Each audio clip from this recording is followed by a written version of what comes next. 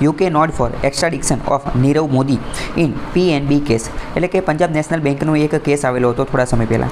તો આ નીરવ મોદી એનો એક અપરાધી હતો. નીરવ મોદી શું હતો? એક અપરાધી હતો. એણે પંજાબ નેશનલ બેંકની અંદર ઘણું બધું કૌભાંડ કરેલું હતું. એની પાસેથી ઘણી બધી લોન લીધેલી હતી અને હવે એ લોન જે છે એ બૂચ મારી અને જતો રહ્યો છે ક્યાં? યુકેની અંદર, યુનાઇટેડ કિંગડમની અંદર. ક્યાં? યુકે, યુનાઇટેડ કિંગડમની અંદર. તો એ ભારત એવી કોશિશ કરી રહ્યું છે કે આ જે અપરાધી જે છે, આ અપરાધી અથવા તો આ જે આરોપી જે છે, આ આરોપી કોણ આરોપી છે? તો કે નીરવ મોદી, કે જે ભાગેડું છે, ભાગી અને ક્યાં જતો રહ્યો છે? યુકેમાં. તો યુકેમાંથી એને પાછો લઈ આવવામાં આવ્યો. યુકેમાંથી એને પાછો લઈ આવવામાં. તો કોઈ વ્યક્તિને, કોઈ અપરાધીને, કોઈ આરોપીને બીજા દેશમાંથી પાછો લાવો એની માટે ઇંગ્લિશમાં એક શબ્દ છે એક્સ્ટ્રાડિક્શન. ઇંગ્લિશમાં અથવા તો કાનૂનની અંદર, લોની અંદર, કાયદાની અંદર કયો શબ્દ છે? એક્સ્ટ્રાડિક્શન. એક્સ્ટ્રાડિક્શનનો મતલબ શું થાય? પ્રત્યાર્પણ કરવું. એટલે કે જે આરોપી ભાગી અને જતો રહ્યો છે એને પાછો લાવો. બરાબર. તો નીરવ મોદી જે PNB કેસ સાથે સંકળાયેલો છે, તો એને પાછો આપવા માટે, ભારતની અંદર એ પાછો આવી શકે એની માટે યુકે હવે આપણને હા પાડી દીધી છે. યુકે શું આપણને હા પાડી દીધી છે? યુનાઇટેડ કિંગડમની અંદર. પહેલાં તો એક મહત્ત્વની વસ્તુ સમજો. બધા જ આરોપીઓ, મોટાભાગના અપરાધી હશે ભારતની અંદરથી, એ ગુનો કરી અને યુકેની અંદર જ ભાગે છે. કેમ યુકેની અંદર જ ભાગે છે? તો એની પાછળનું કારણ એ છે કે યુકે જે છે એ તે એના યુકેના કાનૂન જે છે, યુનાઇટેડ કિંગડમ, એના કાનૂન કંઈક એવી રીતના છે, એના કાનૂન, એના દેશના કાનૂન એવી રીતના છે કે એ આવા લોકોને પ્રોત્સાહન આપે છે અને એવું કહે છે કે જો તમે અમારા દેશની અંદર આવશો, અમારા દેશની અંદર આવી અને તમે આટલાનું કંઈક રોકાણ કરશો, કોઈ અમુક રકમ નક્કી કરેલી છે કે આટલા ડોલરનું અથવા આટલા રૂપિયાનું અથવા આટલા પાઉન્ડનું, જો તમે અમારા દેશની અંદર ઇન્વેસ્ટમેન્ટ, રોકાણ કરશો તો અમે તમને સંરક્ષણ પૂરું પાડશું. બરાબર. એટલે કે એ દેશના નિયમો એવા છે એના કારણે. બરાબર. હવે આની માટે તમારે એ પણ સમજવાનું છે શું કે ભારતની અમુક દેશ સાથે એક્સ્ટ્રાડિક્શન ટ્રીટી પણ થયેલી છે. એક્સ્ટ્રાડિક્શન ટ્રીટી એનો મતલબ શું થાય? એને ગુજરાતીમાં કહે પ્રત્યાર્પણ સંધિ. શું? પ્રત્યાર્પણ સંધિ.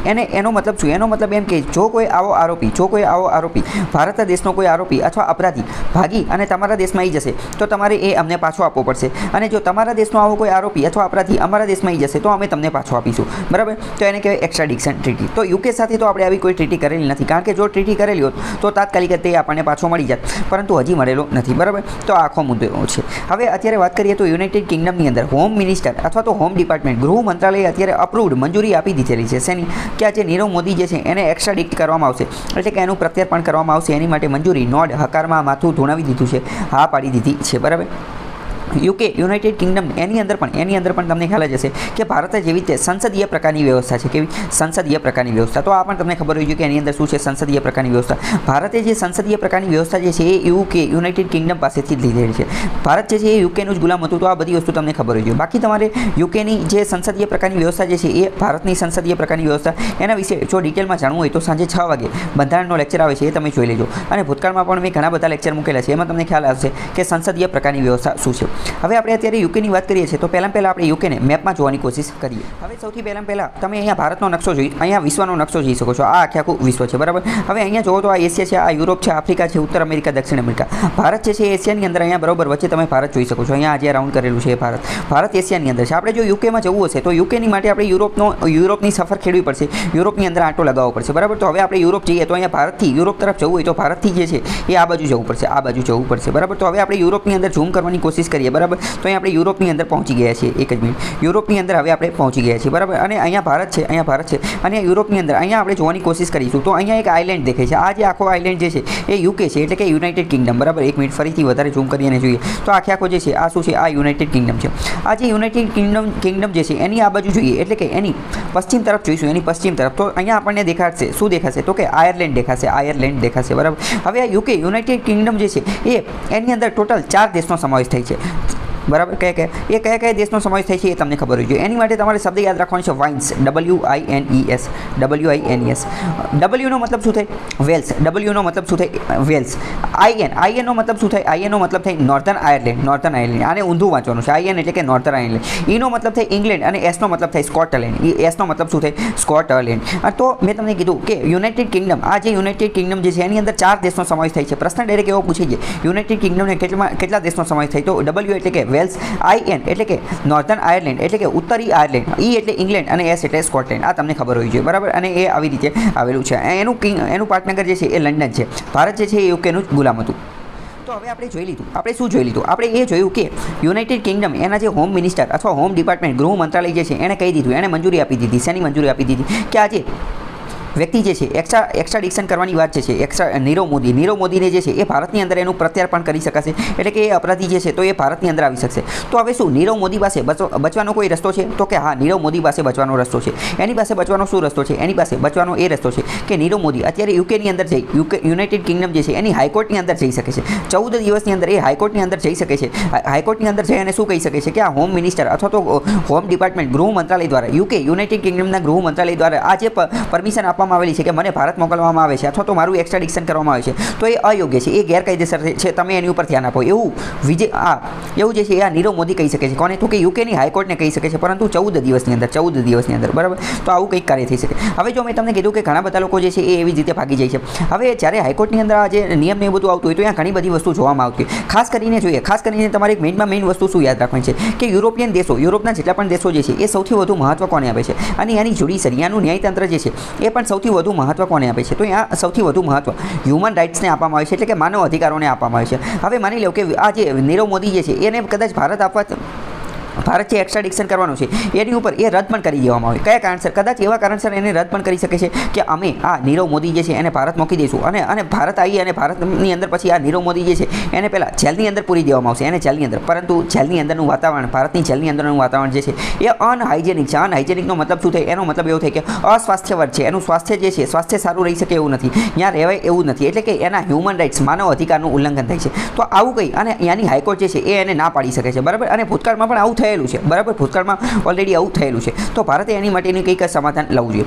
ભારત એની માટે શું સમાધાન લાવે? ભારતે એની માટે જે છે એ જેલ જે છે વ્યવસ્થિત બનાવવી જોઈએ, વ્યવસ્થિત જેલ બનાવવી જોઈએ. એની અંદર જે કન્ડિશન, હ્યુમન રાઇટ્સનું એ બધાનું ધ્યાન ને એ બધું રાખવું જોઈએ. પરંતુ અત્યારે આપણે એ ટોપિક નથી. અત્યારે આપણો ટોપિક શું છે કે નીરવ મોદી ભાઈ હવે શું રસ્તો છે કે 14 દિવસની અંદર યાની બ્રિટન, યુકેની હાઈકોર્ટ જે છે એની અંદર અપીલ કરી શકે છે પોતાના રાજ્યએ જે ચુકાદો આપેલો એના વિરુદ્ધમાં. Unless there is an appeal R requested, જો આ અપીલ નહીં કરવામાં આવે, તો 28 દિવસની અંદર જે નીરવ મોદી જે છે એને ભારતની અંદર લાવવામાં આવશે. 28 days of the secretary of state decision or order extradition, બરાબર. તો 28 દિવસની અંદર આ બધું થઈ જશે. Westminster magistrate court. વેસ્ટમિનિસ્ટરનો મતલબ શું થાય? વેસ્ટમિનિસ્ટરનો મતલબ થાય બ્રિટનની અંદર વેસ્ટમિનિસ્ટર નામની જગ્યા છે. કઈ જગ્યા છે? એ જગ્યા છે કે જ્યાં બ્રિટનની પાર્લામેન્ટ, સંસદ બેસવાનું કાર્ય કરે છે, એનું નામ વેસ્ટમિનિસ્ટર છે. અને ત્યાંની મેજિસ્ટ્રેટની કોર્ટ, એટલે કે ત્યાંના જે આ મેજિસ્ટ્રેટ જે છે, મેજિસ્ટ્રેટ એટલે કે ન્યાયાધીશની જે કોર્ટ, એની જે ન્યાયાલય જે છે, found sufficient ground warrant Modi's trial in India. અને જો હવે તો આ કદાચ માની લો કે આ હાઈકોર્ટની અંદર એને પડકારવામાં આવશે, આ નીરવ મોદી એને પડકારે છે, તો ત્યાંના જે મેજિસ્ટ્રેટ જે છે, ન્યાયાધીશ એ ચેક કરશે કે એને ભારતની અંદર એનું ટ્રાયલ, એની ઉપર જે કેસ ચલાવવાનો છે, એના ગ્રાઉન્ડ, એની માટેની બધી વસ્તુ એ યોગ્ય છે કે નહીં. જો એને યોગ્ય લાગશે તો કહી દેશે કે વાંધો નહીં, હાલો નીરવ મોદી હવે તમારે અહીંયા રહેવાનું નથી, તમારે હવે જવું પડશે, તમને એક્સ્ટ્રાડિક્ટ કરવા પડશે, ભારતની અંદર તમને મોકલવા પડશે, બરાબર. હવે બીજી થોડી વાત કરીએ કે નીરવ મોદી દ્વારા પીએનબી, પંજાબ નેશનલ બેંકની અંદર થોડું સ્કેમ કરવામાં આવેલું હતું, બરાબર. તો પંજાબ નેશનલ બેંક જે છે એની સ્થાપના જે છે લાલા લજપત રાયે કરેલી હતી. લાલા લજપત રાય એ જ વ્યક્તિ છે કે જેણે ભારતની ફ્રીડમ ફાઇટર અથવા તો સ્વતંત્ર સેનાની હતા અને ભારતની સ્વતંત્રતામાં ઘણો મહત્વનો ભાગ ભજવેલો હતો. આ એ જ વ્યક્તિ હતા, બરાબર. અને બીજું તમારે એ સમજવાનું છે કે પીએનબીની અંદર આ જે નીરવ મોદીએ જે કૌભાંડ કરેલું હતું એ સ્વિફ્ટની મદદથી કરેલું હતું. સ્વિફ્ટ શું છે એટલું યાદ રાખી લો. તો સ્વિફ્ટ જે છે, સ્વિફ્ટ એ આંતરરાષ્ટ્રીય વેપારની અંદર અથવા તો આંતરરાષ્ટ્રીય નાણાંની, પૈસાની, મનીની લેવડ દેવડ માટે બેંકો જે છે એ આ એક પ્રકારની સિસ્ટમ, આ એક પ્રકારની સોસાયટી, આ એક પ્રકારની વ્યવસ્થાનો ઉપયોગ કરે છે, બરાબર. આટલી જ વસ્તુ તમારે યાદ રાખવાની. બાકી સ્વિફ્ટ ઉપર પીએચડી કરવાની જરૂર નથી. અને બીજી વસ્તુ, આ બધી વસ્તુ જ્યારે નીરવ મોદી અહીંથી જ્યારે ભાગીને ગયેલો ત્યારે આ બધી વસ્તુ ચર્ચામાં હતી. અત્યારે એટલી બધી ચર્ચામાં નથી. સ્વિફ્ટ એટલે શું? એક માર્કની અંદર ખાલી એટલો ક્વેશ્ચન પૂછાશે. તો સ્વિફ્ટ એટલે શું? તો કે આંતરરાષ્ટ્રીય બેન્કિંગ વ્યવસ્થાની અંદર એક માની લો કે ભારતની એક બેંક છે એસબીઆઈ, એને વિદેશની કોઈ બેંકની અંદર પૈસા મોકલવા છે, વિદેશની કોઈ બેંકની અંદર, તો એને સ્વિફ્ટનો ઉપયોગ કરવો પડે, બરાબર. પછી બીજું એક LOU નામનો એક શબ્દ આવે છે. LOUનો મતલબ શું થાય? Letter of undertaking. Letter of undertaking એનો મતલબ શું થાય? એનો મતલબ એવો થાય કે માની લો કે ભારતનો કોઈ વેપારી જે છે, ભારતનો વેપારી એ ભારતની પીએનબી, પંજાબ નેશનલ બેંક પાસે આવે છે અને એને એમ કહે છે કે હું તમને 1 લાખ રૂપિયા જે છે અહીંયા હું તમને કેશ આપું છું, હું અહીંયા તમને કેશ આપું છું, તમે મને એના લેટર ઓફ અંડરટેકિંગ આપી દો. અને વિદેશની અંદર આ જે બ્રાન્ચ હશે, આ જ બેંકની જે બ્રાન્ચ હશે, ત્યાં જઈ અને એને એટલા પૈસા જે છે કેશ મળી જશે. આ પ્રકારની એક વ્યવસ્થા છે લેટર ઓફ અંડરટેકિંગની. તો આ બધા ટેકનિકલ વર્ડ જે છે, બરાબર, અહીંયા જો આપેલું છે લેટર ઓફ અંડરટેકિંગ, એક એસ્યોરન્સ એટલે કે એક પ્રકારની ગેરંટી છે કે જે બાયર કે જે લોન લેવાવાળો વ્યક્તિ જે છે એના દ્વારા, ખાસ કરીને તો આ બેંક દ્વારા આપવામાં આવે છે, બરાબર, બેંક દ્વારા, કારણ કે બેંક પાસે એટલા પૈસા હોય છે એટલે, બરાબર.